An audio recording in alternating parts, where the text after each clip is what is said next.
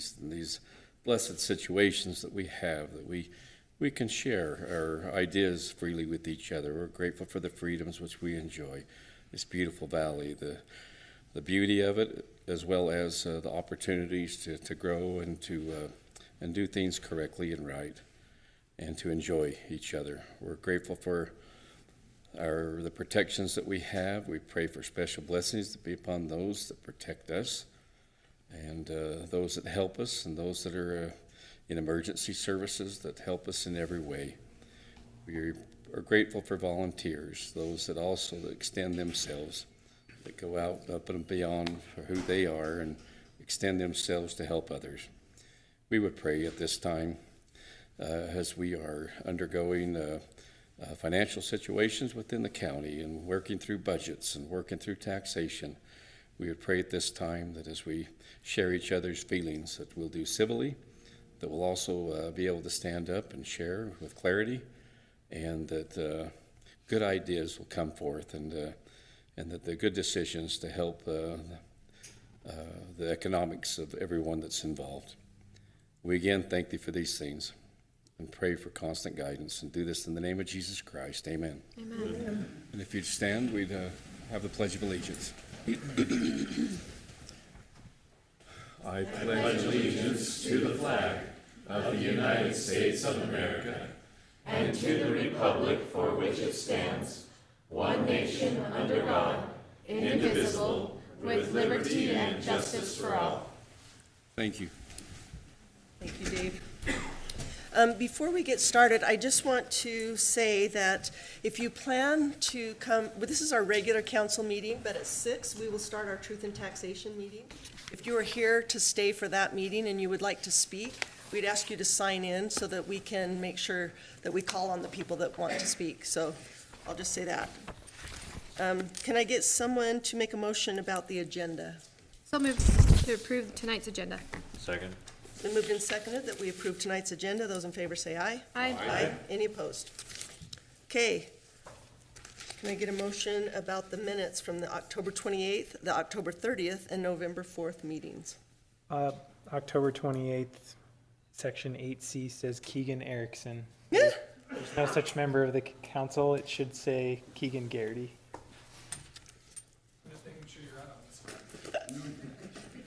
Imagine if there were. AI, is this AI? The state. Is this AI that's created these? Maybe. Anybody have any other amendments to the minutes? Okay, can I get a motion including that amendment?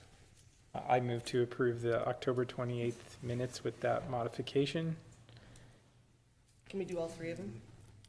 And the others as I didn't presented. have an issue with the other one, and the others as are presented. I would second that. Okay, it's been moved and seconded that we approve the minutes of October 28th, October 30th, and November 4th meetings. Those in favor say aye. Aye. Any opposed? Okay, thank you. Report of the county executive tonight. I don't have any report. You're gonna help us later. Okay, perfect. All right, so the first item on our agenda is Amy Adams.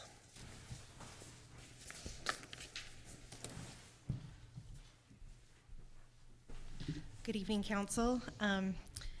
What's being brought before you is outlined in Utah Code, Chapter 1775-501.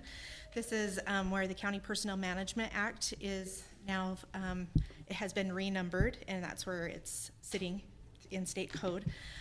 Basically, it talks about the roles and responsibilities of the Career Service Council and also an alternative administrative law judge to take care of any grievance and appeals that may come before us from employees.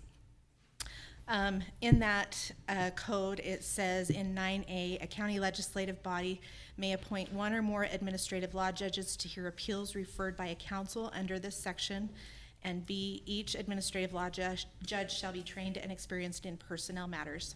So I have asked my colleagues throughout other county HR who they use as administrative law judge, and J. Richard Catton has come as one of the names, and I've spoken with him and found that he would be a great person to fill this role. I have a little bit of a bio for you so that you can understand why I believe that he is the one that would be experienced in these personnel matters. J. Richard Catton is an individual whose expertise spans municipal governance, complex litigation, and administrative law. The recommendation is that the council appoint him as the Cache County Administrative Law Judge. Mr. Catton's career includes a distinguished period of public service, highlighted by his tenure as the city attorney for West Valley City from 2005 to 2011. In his leadership role, he managed all legal matters, including employment law and HR issues for Utah's second largest city. He supervised a staff of 31 across civil, prosecution, and risk management divisions.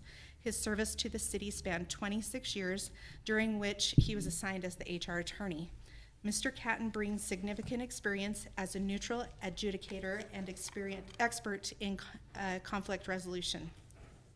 He has served as administrative law judge for the Utah Department of Public Safety, Peace Officer Standards and Training since 1994, and as Salt Lake County Sheriff's Merit Commissioner for 8 years. He is currently contracted by multiple municipalities and counties, including Park City, Mill Creek City, Holiday City, and Farmington City, Box Elder County, and Uinta County, to serve as a hearing officer for matters involving employee discipline, land use, and appeals.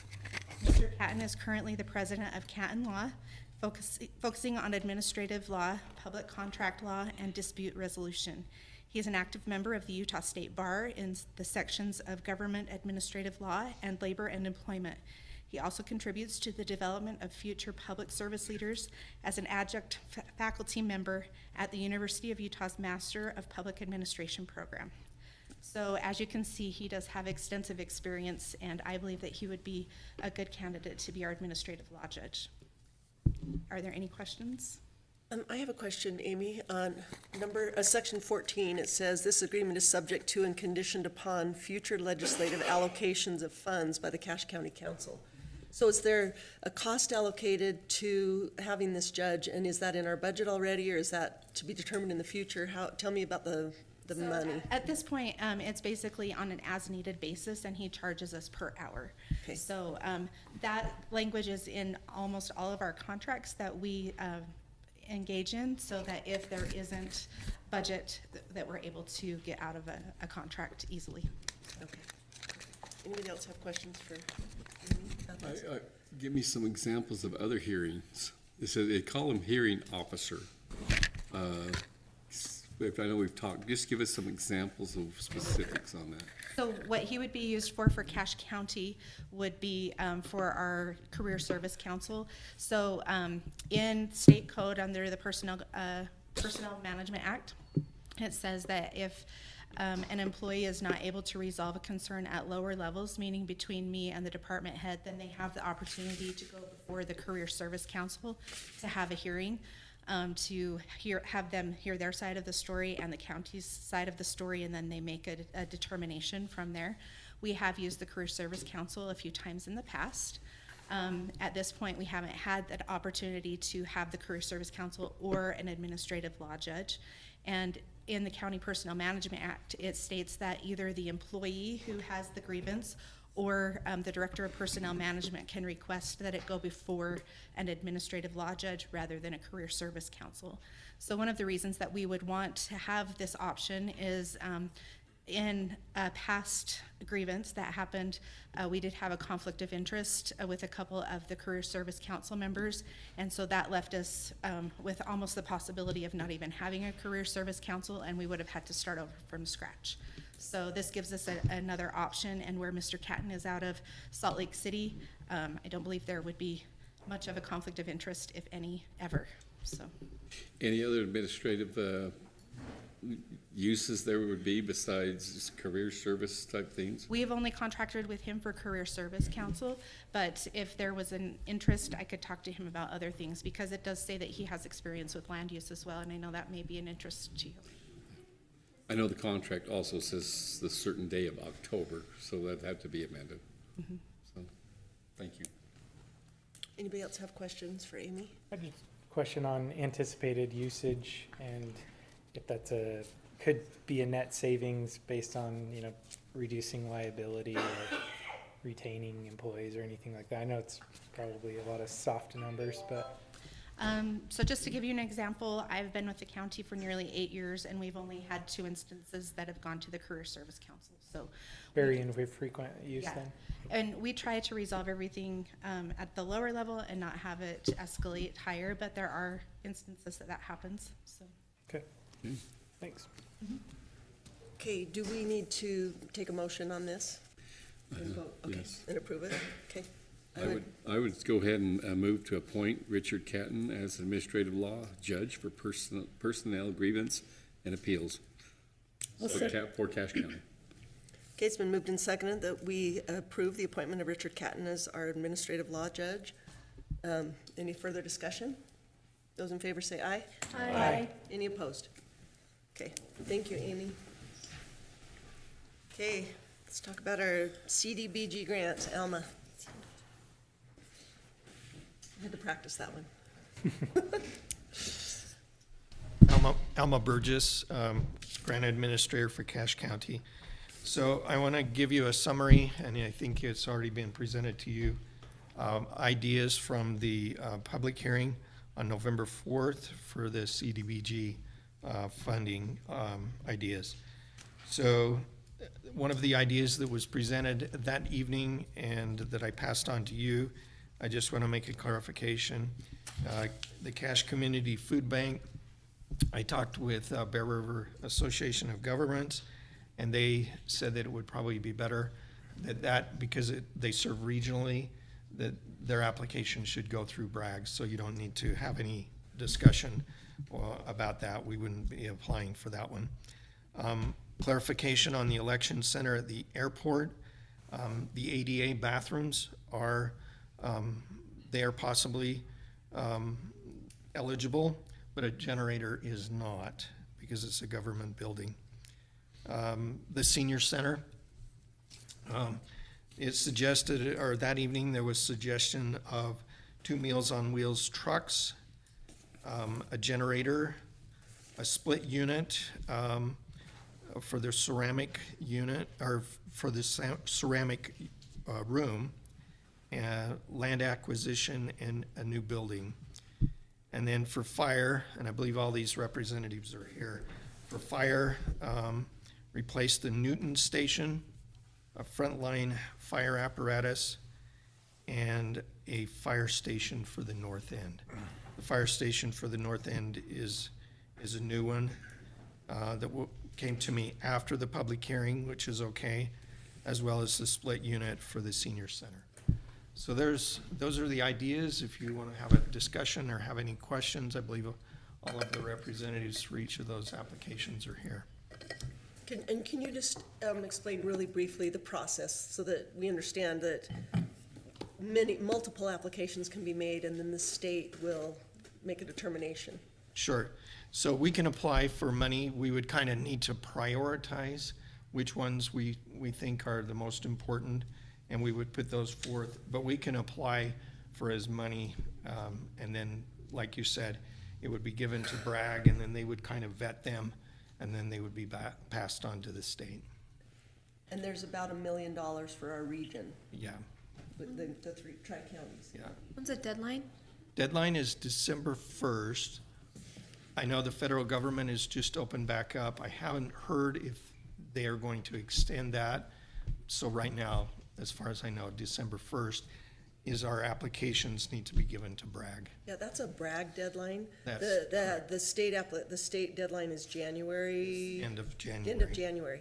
But they're so meticulous about how those applications are done that Bragg is hoping if everyone gets their applications to them, they can foresee some of those problems and help them be done correctly by January. Correct. So that's why Bragg has set the deadline of December 1st. Right. We would just need to apply for whatever or how many we want to apply for and get the majority of the information in there. But like you said, they will work with us and make sure that everything is ready to go by the end of January. So do you need us tonight to prioritize those 3 things that we've talked about? It's totally up to you. Whatever you would like to do, we can put in, I didn't count them, 8 or 10 applications, or we can, do 1 or 2 or whatever, but if any of you have some thoughts, please share. Are there some, Bragg has additional applications, don't they? Yes. Correct, there will be. How did they prioritize from all of the applications? Would that be the board? I think what they could do is probably apply or submit more than the $1 million, and then they would just have some sort of a priority method, and then they would just start at the top and start funding from there. these applications, do they all have like some bidded costs and all that kind of stuff? All Yeah, they that's should have, attributed to every one of them. yes. That does have an impact on really how, even some priorities, to be able to get them done soon. Right, right. They don't say shovel ready, but I think they want them pretty well shovel ready, because there is a time limit as to when you can spend the money. Any other questions for Alma? Or anybody have an idea that they want to discuss about prioritizing those kinds of projects? Or should we just have them all apply and see where they fall with Bragg? Do we have estimated costs if all of them applied, what the total is? Oh, I'm sure it's way exceeding $1 million. I'm sure it is too. If anyone did have a top three, it might be, I mean, the senior center building itself is probably $9 million. I have no idea. Something. yeah. Giselle's here. I don't think we have an estimate on a building or ground. We're meeting with the feasibility study on December 3rd. And the fire What about a Meals on station. Wheels truck? Yeah, or a Meals fire on Wheels station? trucks. $90,000 each. Okay. The fire station would be expensive. I don't know. Do you have, Depending on how green you want it, 3 to 8 million for a full-time service structure. And the way the grants work, you could say, we've got this estimate to build, and we are gonna apply for 500,000 this year, and then for land acquisition, you can hold it for a year, and then add to it the next year. So that's a possibility. You don't have to ask for the whole pot. You can start in phases. Correct. so if we don't have enough to complete the project, even if we're awarded the entire million, what happens? Do we have to come up with the rest of the funding ourselves? Yes. There's got to be a match. Of course, the county is going to have to come up with some of the money. And, you know, when we're dealing with higher dollar items, 3 to 8 million for just a fire station, that would be a significant, you know, investment for the county.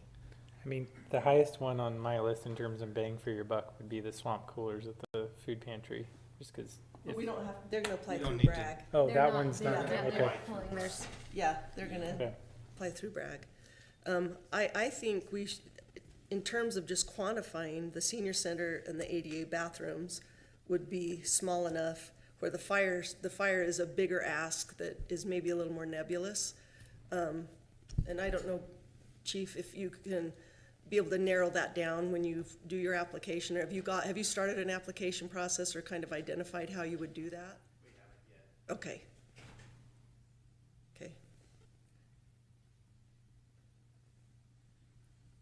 I think that we say that all three of those projects are good, let Alma, I was wondering if you could, if we could be sent, all of us, we just did a ranking like we do similar to RAPS. And then we can. And send we it can- back. We Yeah. can send that in to you and then, it's a really good and idea. then do that ranking. Yeah. Itemized list with the cost as well would be Yes. great. That'd be great. It's We kind of respond. abstract right now.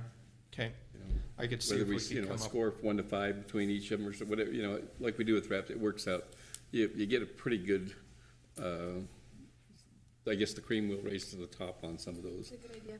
Okay, I could come up with some prices and send you the list and rank them. I could work with them. Wouldn't be too cumbersome, then we could fill it out and just email it right back to you. Okay. Thanks, Alma. Mhm. Okay, we have our Cash Open Space Advisory Committee representative here, Eric Lewison.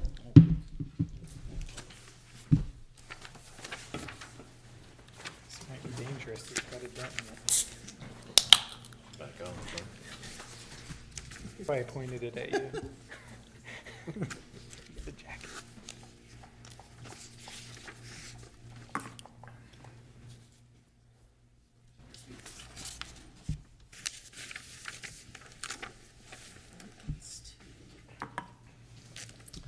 Council, thank you for the opportunity to present to you today.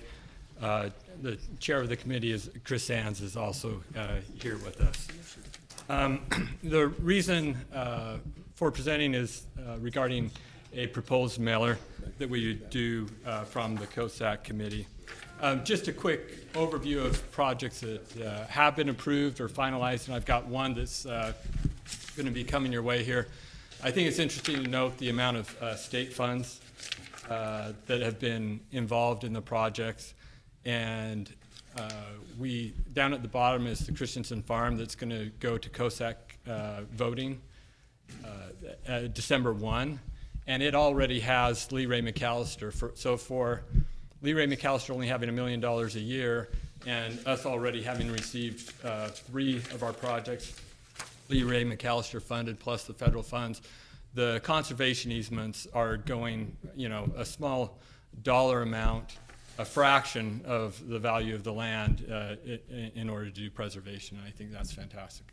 And Sherwood Hills, of course, had other state funds participating and other funding as well as Wellsville, et cetera. So the purpose for the mailer is similar to what was done with Sherwood Hills, recognizing the value of that opportunity to the citizens of Cache County, is to look at certain areas that have been underrepresented in the application process, and to boost applications in key areas of valleys, valley gateways, scenic vistas, and agriculture.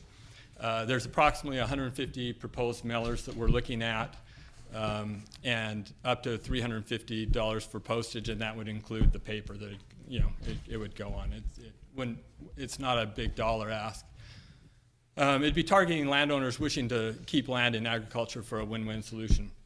And if you look at the Elkhorn Ranch or the Harris property, these people really would rather farm. There's future generations that look at developing it, and when it's a win-win, to keep that in long-term farming in some of these areas, especially where our only other option may be developed end-to-end in the corridor of the valley here. It'd be nice to do some preservation. The criteria for choosing the mailing areas for us were high-profile views with high traffic counts, so lots of people seeing them. We're getting applications from a lot of hidden locations, and we're still, we're looking at that, and there's some value to those properties. But I think is what really benefits, just like you did with the Sherwood Hills property, that's one that we all benefit from. Eminent development risk. We know development's going to happen, but it'd be nice to have a few jewels in those areas that kind of separate our communities a little bit and make them unique. And then properties greater than 15 to 20 acres. Even at 15 to 20 acres, it's really hard to put a conservation easement on that small. But that was kind of our threshold, because some of them, there are some that, for example, if they developed, you wouldn't see past the highway. The highway would just be filled up. All of our highways would be filled up with development. This is a relatively tight map, but I think you'll be able to follow. I'm just going to go through those areas really quickly. Right here we have the rest of Sardine Canyon. The landowners in Sardine Canyon, there's about 8 to 10 that we'd love to get mailers to. Here is the exit of Sardine Canyon and the view that you get as you look out from Sardine Canyon. We know that there's rapid development going on there, where there's several still buildings going up there. And once the infrastructure is put in, it's too expensive to look at a conservation easement at all. So the earlier we at least give people an opportunity to make this choice, the better. This block also has that little corridor between Nibley and Hiram, where you can look out over that lower valley, and you see the Wellsvilles in the background. Here's the Valley View corridor up to the where the Cutler Marsh area starts. This one's a little bit hard because it's really fragmented. No big landowner that has like 100 or 200 acres. It will be hard, but it's a corridor that we would like to look at. this northern corridor and this one, I'll point out something that affects all the others. While this corridor looks fairly small, the landowners extend beyond that. So if there was a landowner to come out, it wouldn't just be for this corridor, it'd be for their piece of property or their farm. And we do have the Vivian Christensen property that we were talking about is right here. It's just to the north of the mill. Yep. And then this is one that's, as our group drove back home last night after viewing the Vivian Christensen property, that area between Richmond and Smithfield is worth $1 million. Just say it, it's heaven. It's heaven. It is. You know, you look out there and it's really a piece of Cache Valley. And so that was an area that we added to the list as well. So these are the areas. It's the landowners here. The emphasis of the letter is, one, to really reiterate the bond language, that they are in one of these Vista areas that we would be, that we are looking for willing landowners. And then the second thing is just 2 examples, and the examples are quite different from each other, which I think helps not set expectations too crazy, but it's 2 examples that have been approved, and that's what would go in the letter. So again, about 150 mailers, about $350. So any questions on that? If I could just make a couple follow-up comments. If you remember kind of the 2 concerns that were brought up by the council, I brought these concerns to COSAC and said we were concerned about spending money to advertise a program where we're already spending money.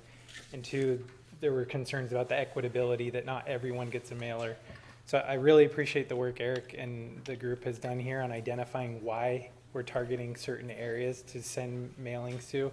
And also, if you read the letter, there's some symmetry between the bond language that the voters put 20 million towards, and I think this helps us fulfill our obligation to preserve the areas that they want to have preserved. I also want to add that Eric's been a busy guy. He also went on the radio to promote this. So the mailer isn't the only outreach method that the group is using, and I think it's a pretty modest amount, and I think it would go a long way to raising awareness about the program. Yeah, what we'd hate to do is have really low-scoring applications, and those are the only ones we get, more because of the vistas. And we've got some great agriculture areas. They're going to be fairly low cost. We may bring those as recommendations to you. But we do know the pressure that's going on in some of these areas right now. So these seem to be picked because of the vista or the corridor, right? Mm-hmm. If you're doing this, have you also, and you mentioned agricultural, but what about wildlife or waterways? We would like to then come with you as a next phase and look at those, particularly as we study and say, experts in that area, where are those areas that we ought to do the same thing with, and promote to those areas as well. And particularly get a little bit of feedback, similar to the feedback we got here on what people value that way. I don't think they would mind if we gave you more money, but I think we just wanted to do something that was a quick win, very non-controversial, very obvious. And very threatened. And imminent, as you mentioned, yeah. And we know that these are going to develop. We're not trying to keep them from developing. We're like, could you have a farm out there and that we can see as we enter the valley, or a few large farms? We just want property owners to know their options. Yep, there's an option. Yeah. Does anybody else have a comment or question for Eric? Can I get a motion about Eric's proposal for $350? That's, yeah. Okay. And that would have to go through the budget opening that we do next week? Yeah. Actually, we have it available in the debt services. Okay. Debt services oversees the open space committee, so we do have that already available. Thanks, Angie. Okay, I would entertain a motion then. I'll move to approve the motion to grant the COSAC $350 to do this mailing. Second. Been moved and seconded that we approve $350 for the COSAC committee. Those in favor say aye. Aye. Any opposed? Thank you, Eric. Thanks for all that you guys do. Okay. Andy, you're up next.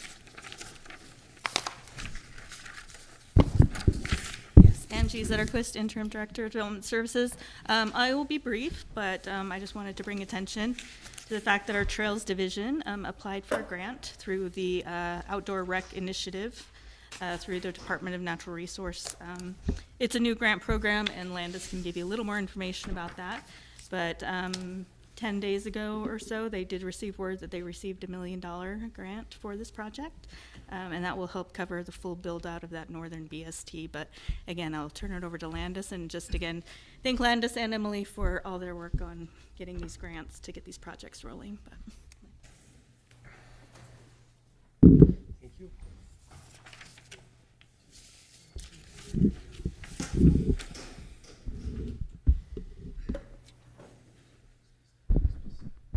Thank you, Landis Weiner with the Cache County Trails Division. I have some slides to show you exactly what this project's going to look like. Try to keep it quick. But yeah, just wanted to share what we got going on and what the next step's going to look like to get this money put on the ground in our county.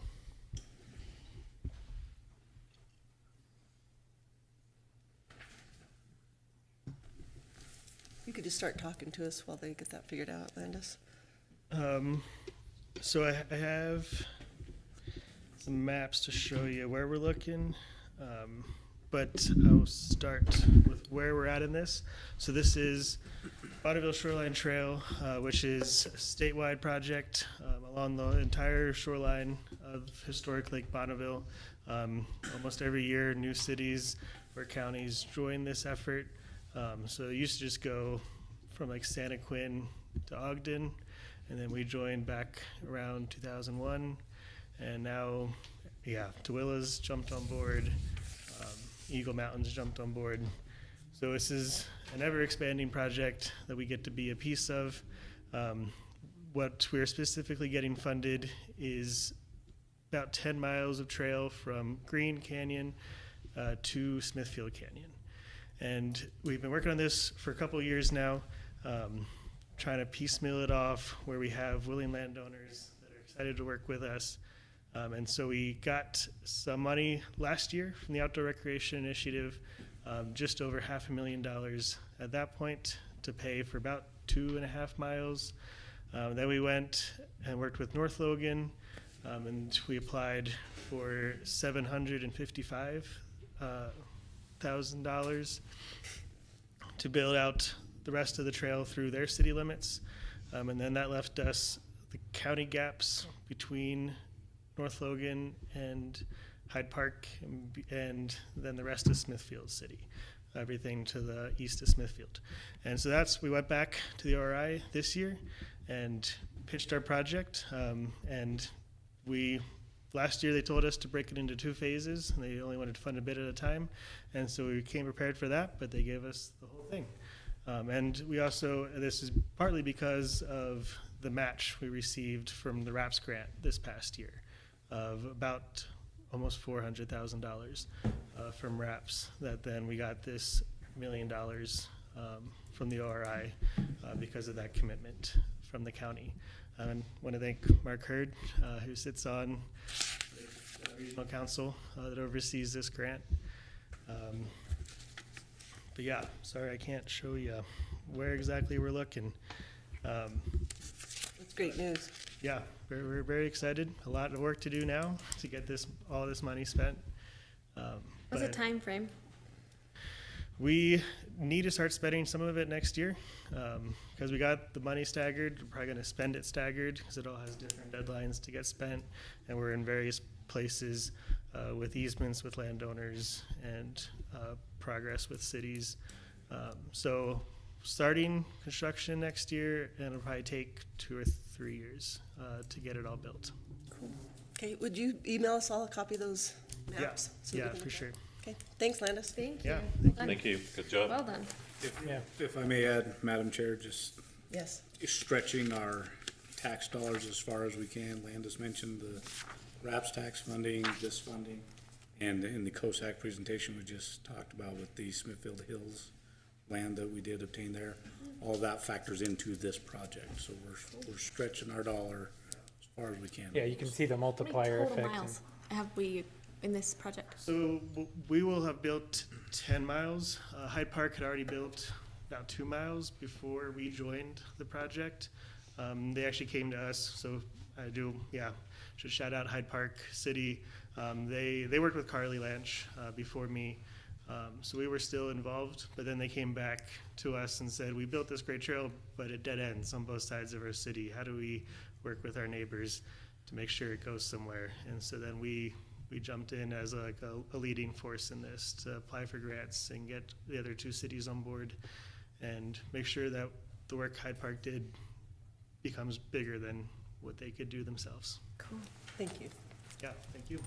Okay, can I get someone to make a motion about public hearings?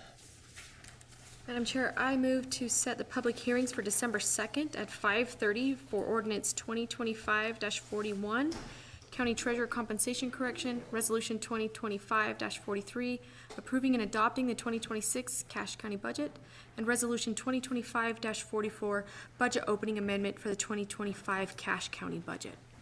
Second it. It's been moved and seconded that we set public hearings for December 2nd for ordinance 2025-41, 43, and 44. Is there any further discussion? Those in favor say aye. Aye. Any opposed? Okay, Andrew.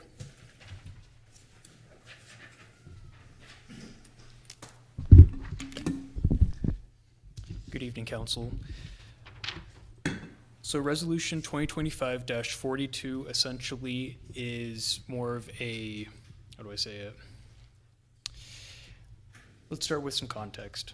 On the September 16th meeting of the County Council, you all approved the removal of 2 parcels from the Jensen Agricultural Protection Zone. So state law requires that once passed, a removal of parcels from an agricultural or any protection zone has to be filed with the county recorder.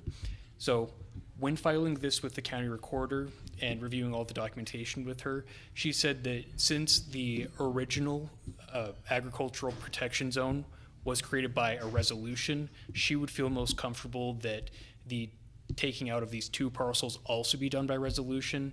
So in essence, this is just passing this again, just up to standards that our county recorder feels would be most legally appropriate. Okay, can I get a motion on that then? I'll make a motion on Resolution 2025-42 approving the removal of certain parcels from an existing agricultural protection area. I'll second it. It's been moved. Point of order. Actually, I move to amend that as Oh, we have to Suspend. suspend the rules. Okay, suspend the rules. Second still stand? I'll still second. okay. It's been moved and seconded that we approve that we suspend the rules and approve Resolution 2025-42. Any further discussion? Those in favor say aye. Aye. Any opposed? Thank you. Okay, number 9. Okay. I move that we can actually keep these as pending action and consider both ordinance 2025-35 and 2025-36 on December 2nd. Okay, we don't need to make a I vote agree on with that. you, but yeah, I don't think it needs a motion. Keep those pending. Okay. Okay, other business, we can talk to Andrew about the USAC Fall Workshop. We're gonna turn a few minutes over to our executive. Sorry, I kept you as much time as I could. He's gonna give us, our executive, George Daines, is gonna give a short presentation about property taxes that will help lead us into our Truth in Taxation meeting that starts at 6 o'clock. But we have to be finished with this meeting right at 5:50, so this is, we're gonna turn some time over here. We're gonna take just a minute to get set up, but what we're gonna try and do is talk to you a little bit about property taxes. During the Truth in Taxation hearing, there's some limitations as to what we can talk about and the materials we can use. So I'm gonna try and give you a little preparation for that hearing, and I have about 8 minutes to do it. So I'm gonna talk fast and try and get you that information. First of all, property taxes are complex. Put up the pie chart. The first thing to understand about taxes is that Cache County collects the taxes, but we collect the taxes for a lot of other parties, principally the schools and the cities. So when you look at your tax bill, This is a breakdown of where your tax money actually goes when you pay property tax. The blue is school taxes. So we collect those school taxes and we pay the money over to the schools. It will vary a little bit where you live. This particular pie chart has to do with John's home. So John's home is in Nibley, so he pays property taxes to Nibley. So Cache County collects those. The portion that goes to Cache County is what's in green there, where it says Cache County General Fund. So tonight, all we're talking about is that portion. We have a truth in taxation hearing about that slice of your property taxes. If your property tax concern has to do with the portion that's going to the schools, you should go to their truth in taxation hearing. We don't have anything to do with the school except we're the tax collector for them. Same thing for the city. So when we talk about an increase, what we're talking about is a revenue increase based upon our small slice of property taxes. So you have to understand that when we talk about roughly 20% of the taxes, an increase on that of 2% would be 10%. 3% would be 15%. I think I've got my math. You really shouldn't do math in public, you know? No, you shouldn't. That didn't sound... Seriously, if we increase the taxes 18%, our revenue would go up 18% of the 20%. So I think that anybody have any questions about that, I'd be happy to answer them. Now, the next thing is to move to understand a little bit about how taxes are computed. I've asked John to put up his personal taxes. Everybody's taxes are public, so we can all look at each other's taxes. But John's home is in Nibley, so his appraised value of his home is here. See how it goes from 329 to 454? That's your home, right, John? That's what the county assessor here has assumed that John's home's worth. Now, if you were talking about a primary home, you're only taxed on 55% of the appraised value or market value. So John's taxable value is 55% of that. So that's true across the county. Primary home, it's 55%. You get a 45% deduction that a commercial business doesn't. Now, the way taxes are expressed is in terms of a fraction, fractions and decimals. So John put up this is the decimals point. So for example, in 2019, it says 0.011521. If you converted that to percentage, he had to pay 1.15% of the value of his taxable value as taxes. And that's his entire tax bill. If you look, his levy has gone down to 0.7544. So that's actually 0.75%. So as the value of his home goes up, his levy goes down. And in John's case, his property taxes actually go down. That's the benefit of working for the county, gentlemen. I'm really kidding, John, about that. I've got Todd here, who also works for the county, but his taxes have gone up. Anyway, just joking about that. I'd like you to put up your taxes now, John. Okay. So let's take off all the other clutter. So this is John's taxes on his home. So his tax in 2019 was $2,088. Though the value of his home has gone up, the levy's gone down, and as a result, he's actually paying less taxes now than he was paying 5 years ago. You might think that's unusual, but I took a look at the county. 80% of this county have property taxes that are less this year than they were a year ago. 80%. Quite remarkable. Now I tell you the other 20% went up, but 80% were at 0 or less than 0. In John's case, it went actually down. Now, if I put up Todd's case, you'll see taxes go up. So in 20% of the cases, home taxes actually did go up. What I want to tell you and communicate to you is that the county is working hard to control its expenditures. We have gone through the department. Many of the departments are sitting here. We went through every one of them and tried to glean out as much as we could in the expenses. And we're trying to do that because we're trying to reduce the deficit that we're having between expenditures and revenues. 70% of our budget is personnel, so the only way to really cut a lot of expenses is you get into cutting personnel. You're actually having to reduce your personnel count. And we've had to do that. I had a young lady yesterday that I had to tell her we were going to let her go, and it wasn't because she was a bad employee, that we're trying to reduce our expenses. We've been working on this hard for about 2 months. We've been able to reduce our expenses overall 5 to 7%. And that's in the half that doesn't include public safety. We will get to public safety in the next year, but that's in the half that's not public safety. Those cuts are really spread through all the departments, and we will continue to work on that.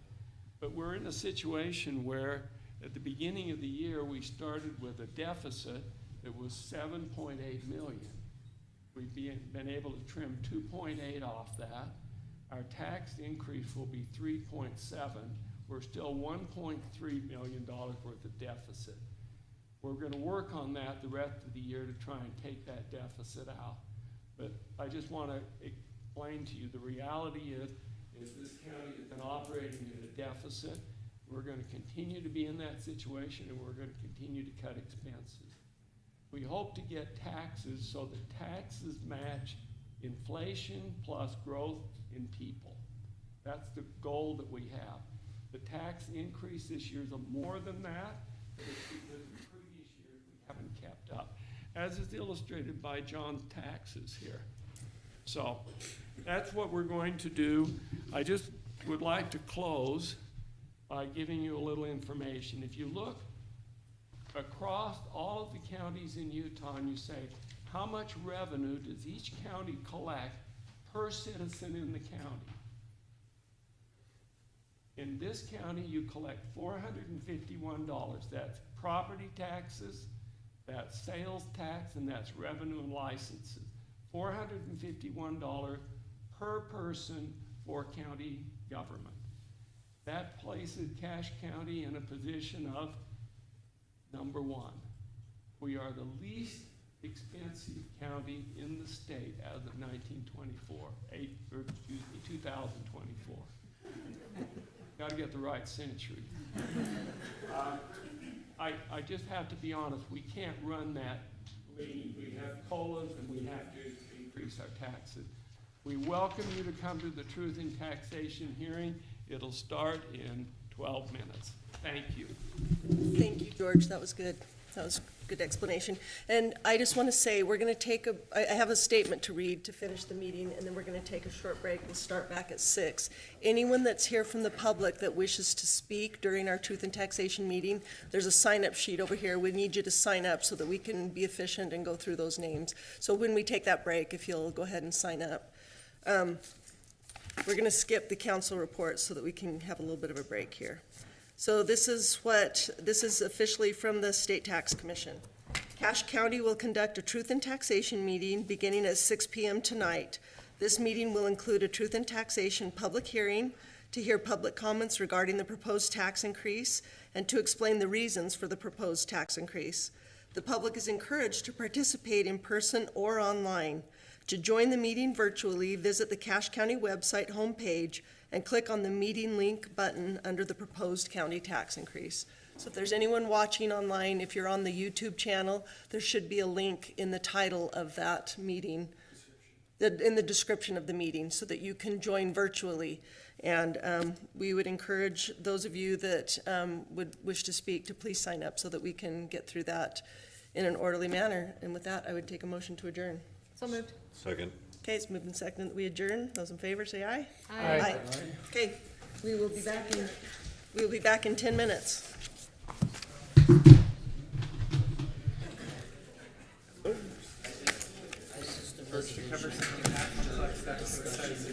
Yeah, that was really good.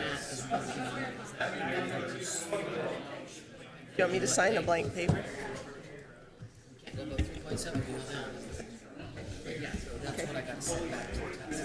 I dare you.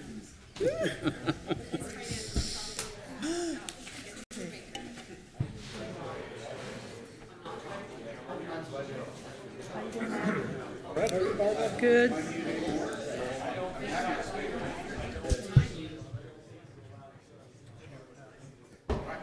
There's a battery pack somewhere I can go swap. I will do so.